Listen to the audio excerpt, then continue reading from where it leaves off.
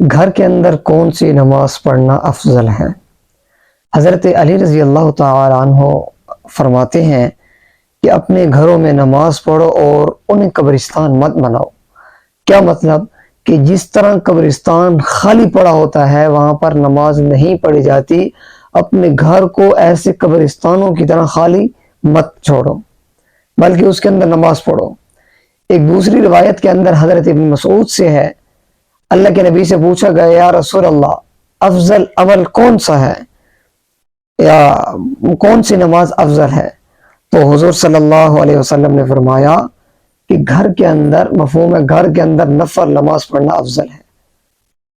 تو اس لیے انسان کو چاہیے کہ نوافل کا ذخیرہ بھی اپنے پاس رکھے اور نوافل کو گھر کے اندر پڑھنے کا اہتمام کرے، تاکہ گھر والوں کی بھی عادت بنے اور گھر بھی قبرستان کے ہونے سے بچ جائے، کہ قبرستان کی طرح گھر نہ ہو کہ قبرستان بھی خالی ویران پڑا رہتا ہے، نماز نہیں پڑھی جاتی، اور اسی طرح گھر بھی ایسے خالی پڑا ہو وہاں پر نماز نہ پڑھی جائے۔